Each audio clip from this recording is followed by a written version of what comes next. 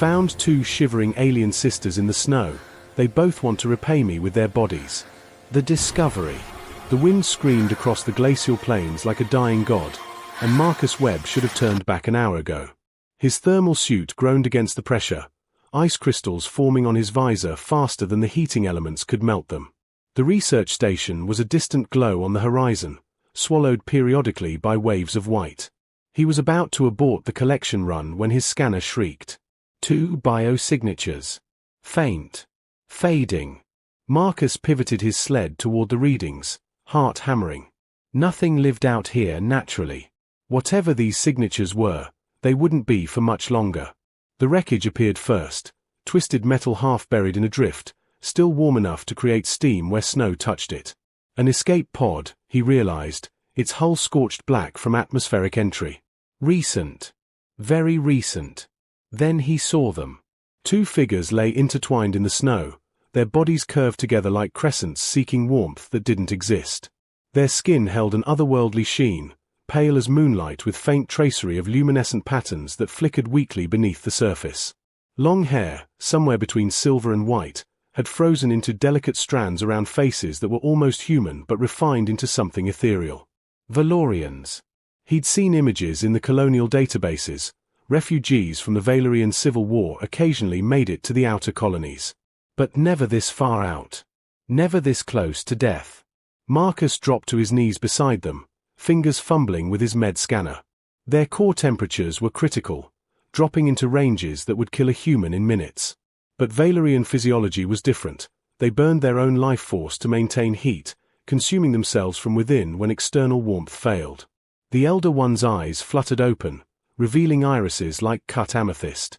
Her lips moved, forming words lost to the wind. "I've got you," Marcus said, knowing she couldn't hear him. "Just hold on." He couldn't carry both on the sled with his equipment. There was no choice. He began throwing collection cases into the snow, tossing weeks of work into the blizzard without hesitation. The specimen containers shattered on impact, frozen samples lost forever. It didn't matter. Nothing mattered except getting them to heat. Marcus lifted the first sister, the one who'd opened her eyes, and felt how terrifyingly light she was, as if her bones were made of glass. Her head lolled against his shoulder, those luminescent patterns barely visible now, like stars going dark one by one. He placed her on the sled and reached for the second. This one was smaller, her features sharper with youth even in near-death stillness.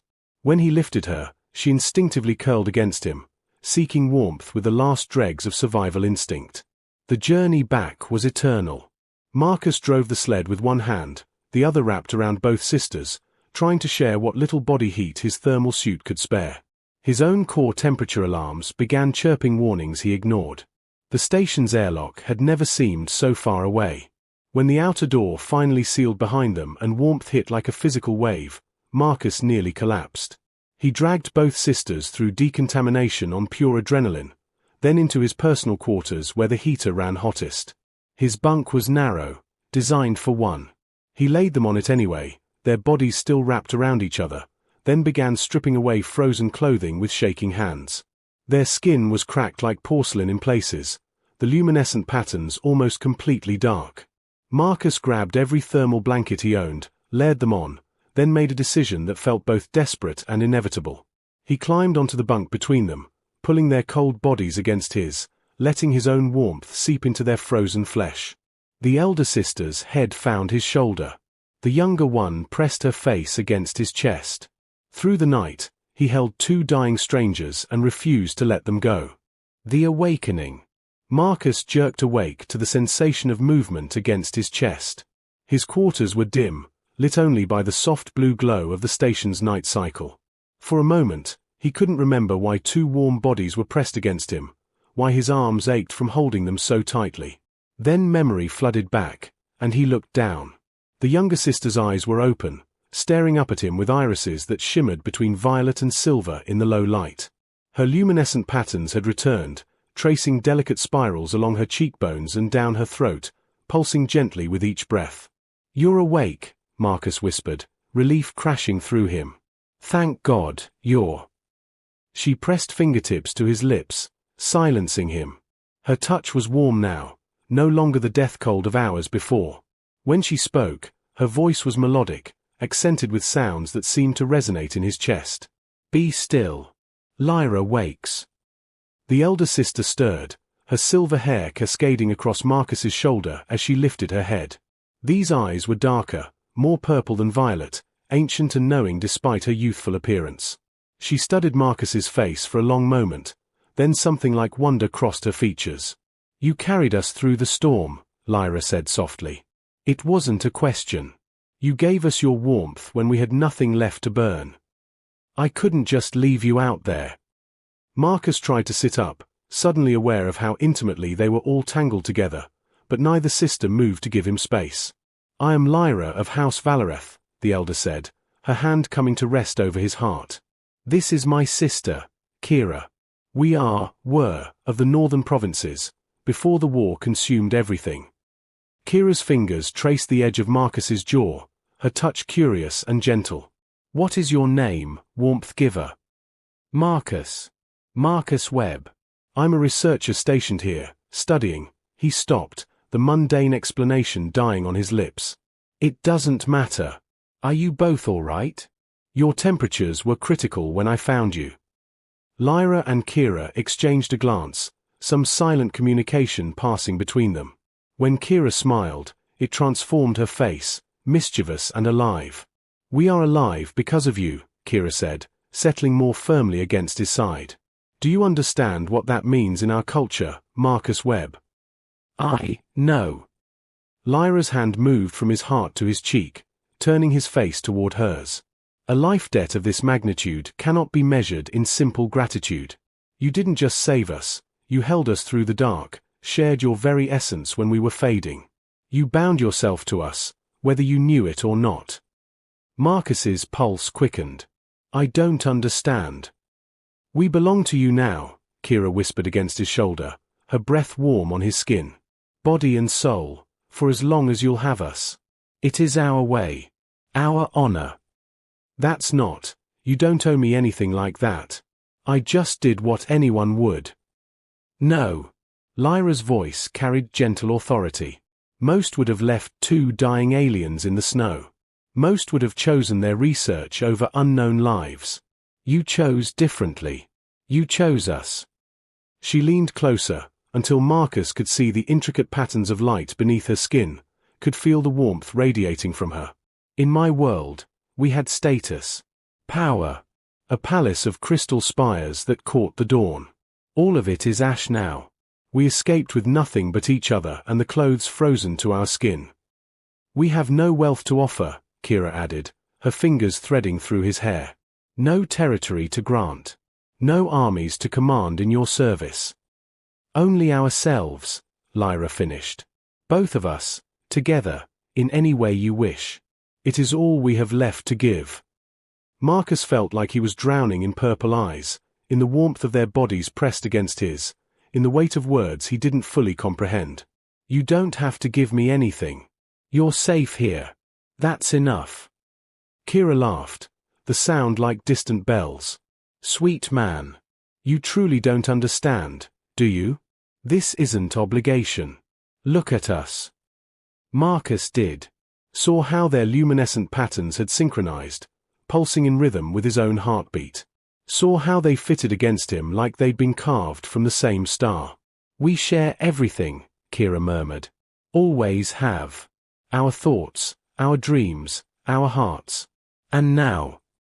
She pressed her palm flat against his chest. Now we share you, if you'll allow it. I don't know what I'm supposed to say, Marcus admitted, his voice rough. Lyra smiled, and it was like sunrise. Say you'll let us stay. Say you won't send us away when the rescue ships come. Say you'll teach us about this frozen world and let us learn the shape of you. We promise to be very good students, Kira added with a grin that made heat pool in Marcus's stomach. He should have protested. Should have explained the complications, the regulations, the impossibility of what they were suggesting. Instead, he found himself saying, stay. Both of you. For as long as you want. Kira pressed her lips to his jaw, feather-light. Lyra's fingers traced patterns on his chest that matched the luminescence on her skin. Then we are yours, they said in unison, and you are ours. Outside, the storm still raged. But inside Marcus's narrow bunk, wrapped in warmth and starlight, 3 hearts learned to beat as one. Learning each other. The days that followed took on a rhythm Marcus had never known in his years of isolation. He'd grown accustomed to silence, to the hum of machines and the howl of wind as his only companions. Now his quarters filled with musical voices, with laughter that sounded like chimes, with questions that never seemed to end. Kira was insatiably curious about everything. She explored his research station like a child in a treasure house, touching every instrument, tasting the terrible freeze-dried rations with theatrical disgust, demanding explanations for devices that Marcus himself barely understood. "But why does it need 3 switches?" she asked, perched on his desk while he tried to catalogue specimens. Her hair, now dry and lustrous, caught the light like spun silver. Surely one would suffice. Redundancy, Marcus explained, not for the first time. In case one fails. Inefficient. She leaned closer, her luminescent patterns brightening with interest. In Valerian engineering, we would simply. Let him work, Kira, Lyra chided gently from where she sat reading through Marcus's collection of digital books.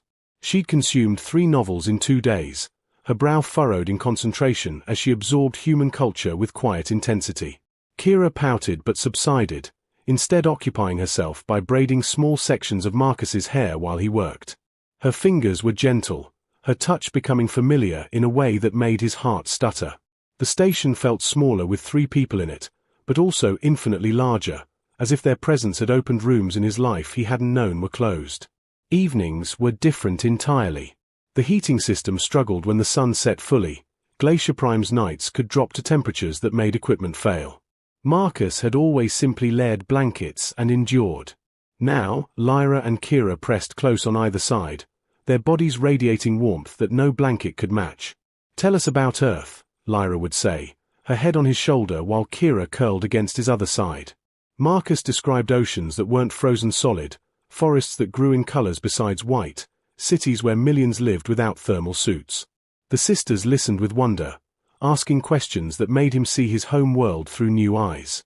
In return, they painted pictures of Valoria with their words. Crystal cities that sang in the wind. Gardens of bioluminescent flowers that bloomed only under triple moons. Courts where nobility danced in patterns that told stories older than human civilization. "We were supposed to be married off," Kira admitted one night, her voice uncharacteristically subdued. "To form alliances. Lyra to the Northern Lord, me to his brother. Neither of us wanted it. We barely escaped the palace when the revolutionaries came," Lyra added quietly. "Our parents, they stayed behind to give us time to run." Marcus tightened his arms around both of them, and for a while they simply breathed together in the darkness. But there were lighter moments too. Kira insisted on teaching Marcus Valerian words, laughing when his human tongue mangled the pronunciation. Lyra showed him the meditation techniques her people used, her hands guiding his interpositions that made energy flow in ways he'd never imagined. And there were touches that lingered longer than necessary. Glances that carried weight. Moments when the air between them seemed to thicken with possibility.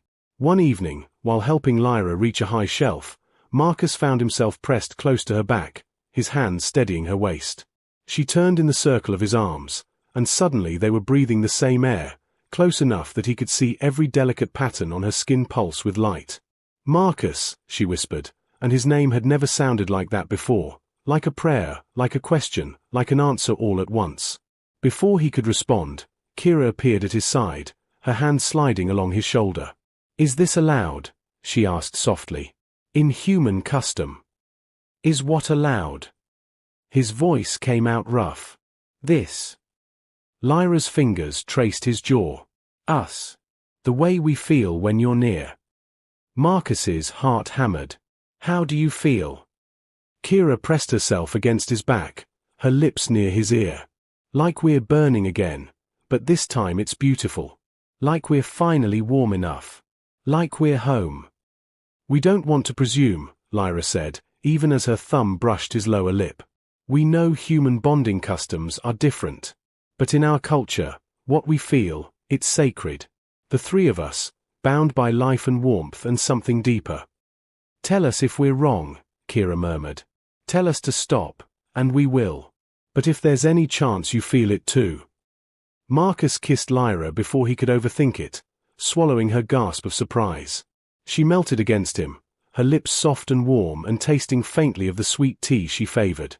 When they broke apart, both breathing hard, Kira turned his face toward hers and claimed her own kiss, fierce and playful and absolutely perfect. I feel it, Marcus said against her mouth. God help me, I feel it too. They drew him toward the bunk, the three of them tumbling into blankets and warmth and each other. Hands learned new skin, lips traced luminescent patterns, and barriers that had seemed so important simply dissolved. That night, Marcus discovered that Valerian's skin glowed brightest during moments of pure joy, that two hearts could beat in perfect synchrony against his chest, and that loneliness was just a memory he could barely recall. When he finally drifted to sleep, wrapped in silver hair and soft limbs and contentment deeper than any he'd known, his last thought was that he'd never be cold again. The storm within. The warning klaxons woke them 3 weeks later, their shrill cry cutting through the pre-dawn stillness. Marcus bolted upright, immediately reaching for his datapad while Lyra and Kira stirred on either side of him. What is it? Lyra asked, already alert despite the early hour. Marcus's face went pale as he read the meteorological data. Class 5 ice storm. It's going to hit us in less than 2 hours. Kira sat up, her patterns flickering with concern. Is that dangerous? Very. Marcus was already moving, pulling on clothes. The last Class 5 that hit this region buried an entire outpost. We need to secure everything, reinforce the habitat seals, and pray the fusion core doesn't fail. The next hours passed in frantic preparation. Marcus showed the sisters how to seal the emergency bulkheads, how to route backup power, how to secure anything that could become a projectile if the dome breached.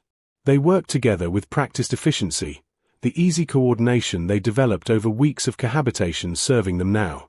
When the storm hit, it hit like the fist of an angry god. The habitat groaned under assault from winds that exceeded 300 kilometers per hour. Snow didn't fall, it flew horizontally, turning the world outside into a white void. The reinforced viewports showed nothing but chaos. How long will this last? Kira pressed against Marcus's side, her usual playfulness subdued. Days. Maybe a week. Marcus checked the power reserves, not liking what he saw. We're going to have to reduce heat consumption. The core can't maintain full output indefinitely in these conditions. Lyra appeared from the supply room, her arms full of blankets. Then we conserve. We've survived cold before. But this was different from a night in the snow. This was sustained siege, the storm a living thing trying to crush them, to freeze them, to remind them how small and fragile they were against the fury of an ice world. By the second day, Marcus had reduced heat to minimal levels. They huddled together in the main quarters, layered in every piece of clothing they owned, breathing out clouds of vapor. The walls creaked. Ice formed on the interior surfaces despite the heating elements.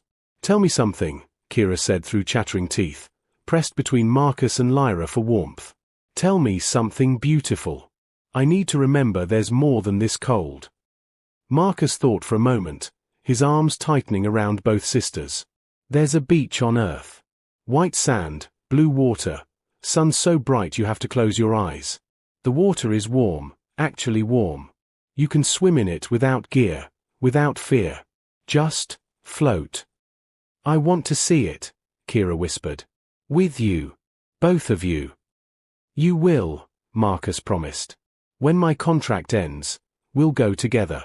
I'll show you oceans and sunsets and warmth that doesn't come from huddling for survival. Lyra lifted her head from his shoulder. You mean that? You'd take us to your home world. You are my home now, Marcus said simply. Wherever we go, as long as we're together. Something shifted in Lyra's eyes, her luminescent patterns brightening despite the cold. She rose slightly, framing Marcus's face with her hands, and kissed him with a tenderness that made his chest ache. When she pulled back, Kira took her place, her kiss different, playful even now, a spark of warmth against the cold. We love you, Lyra said softly. Both of us. Completely. In the Valerian way, which is forever. I love you too, Marcus breathed, the words feeling both terrifying and inevitable. Both of you. I didn't know I could feel like this. Kira grinned against his neck. 3 hearts, 1 warmth. That's what we say in the old tongue. On the 3rd day, the power fluctuated. The lights dimmed, and the temperature dropped another 5 degrees. Marcus worked desperately to reroute systems, his fingers numb despite gloves. The sisters helped where they could, following his terse instructions without question. That night was the coldest yet. They stripped down to basics despite the temperature, knowing that skin-to-skin contact would preserve more heat than any amount of fabric. Marcus lay between them, their bodies pressed so close he couldn't tell where one ended and another began. If we don't make it, he started. We will, Lyra interrupted firmly. We survived before. We'll survive this. Because we have something to survive for now, Kira added, her lips brushing his collarbone. We have each other. We have tomorrow, and the next day, and the beach with warm water. Marcus felt something wet on his cheek and realized Lyra was crying silently, her tears warm against his skin.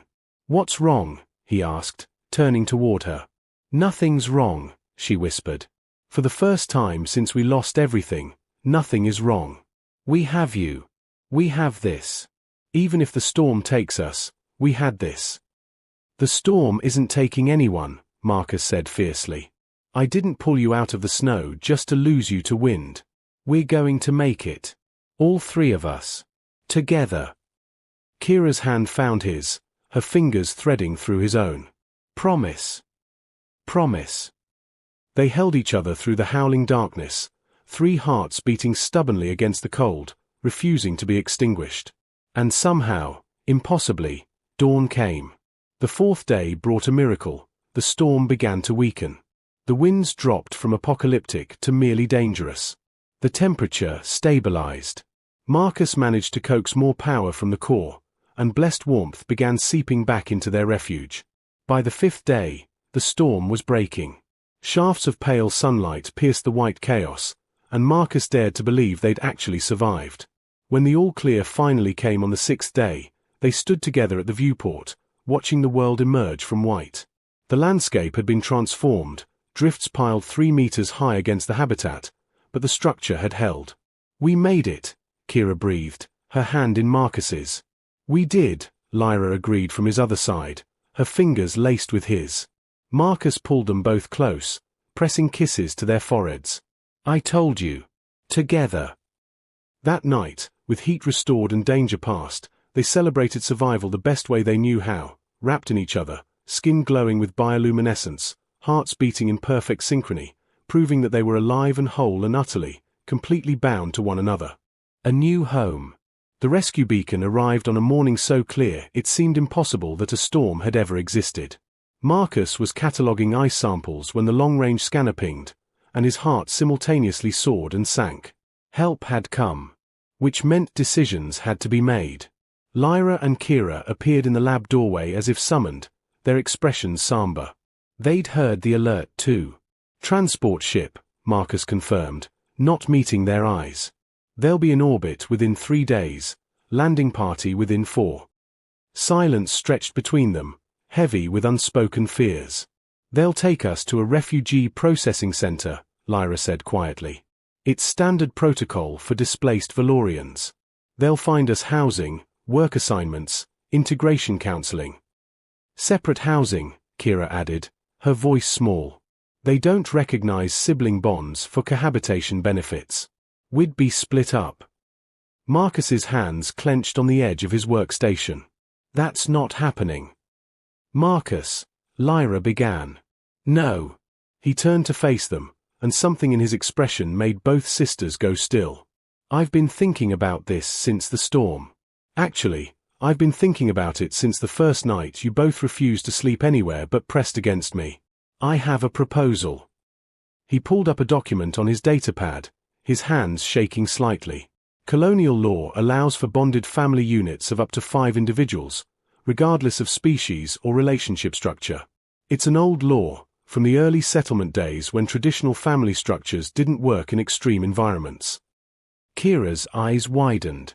You want to register us as a family unit? I want to register us as exactly what we are, Marcus said firmly. 3 people who love each other. 3 people who don't want to spend another night apart. 3 people who are going to build a life together, no matter what bureaucrats or regulations or anyone else thinks about it. Lyra crossed to him, her hands cupping his face, and he saw tears glimmering in her purple eyes. You would do this? Officially bind yourself to us? Your career, your reputation. Mean nothing without you, Marcus interrupted. Either of you. Both of you. I want the beach, remember?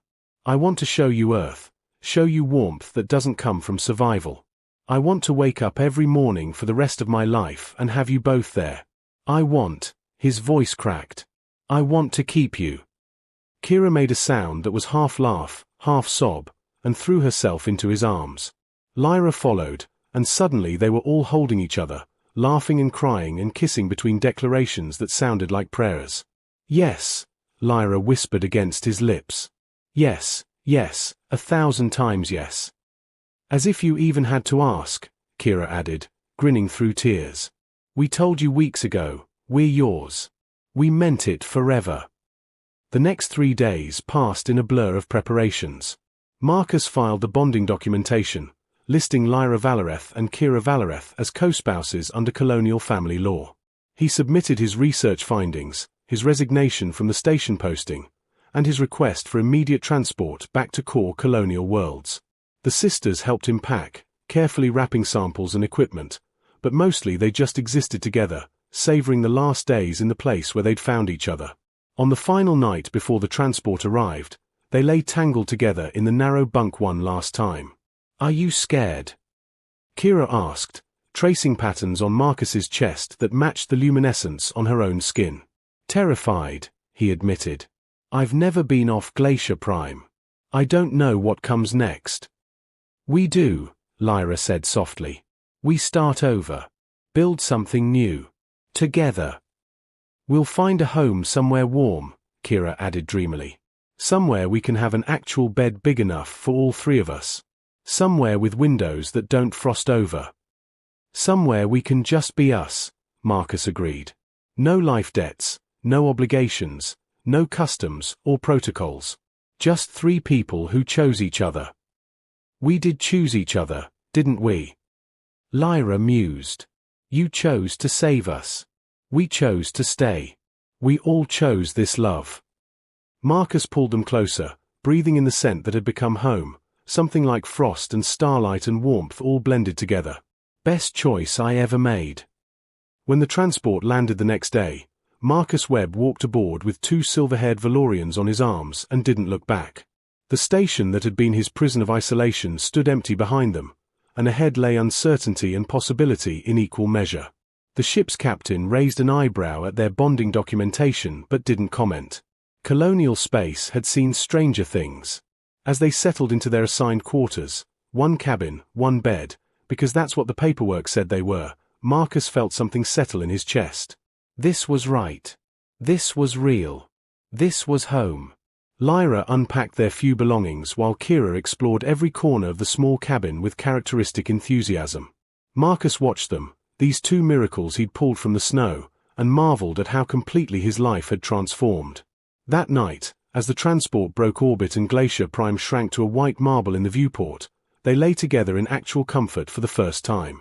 The bed was larger, the room was warmer, and the future was uncertain but theirs. 3 hearts, Lyra whispered, her hand over Marcus's chest. 1 warmth, Kira finished, curling into his side. Marcus wrapped his arms around both of them, his sister's insole, his love's, his home. Outside the viewport, stars wheeled in their ancient dance, and somewhere ahead Earth waited with its warm oceans and bright sun. But Marcus wasn't homesick anymore. He'd learned something essential in the ice and cold. Home wasn't a place. Home was 2 shivering miracles who'd thawed his frozen heart and taught him that the best things in life couldn't be planned or predicted. They could only be chosen. And he would choose them, every day, for the rest of his life. As sleep claimed them, wrapped in each other's warmth and the gentle hum of the ship's engines, Marcus's last thought was simple and perfect. We made it. All three of us. Together. And in the darkness of space, three hearts beat as one, carrying them toward a future bright with promise and warm with love that had been forged in the coldest place in the galaxy, and had emerged unbreakable. The end.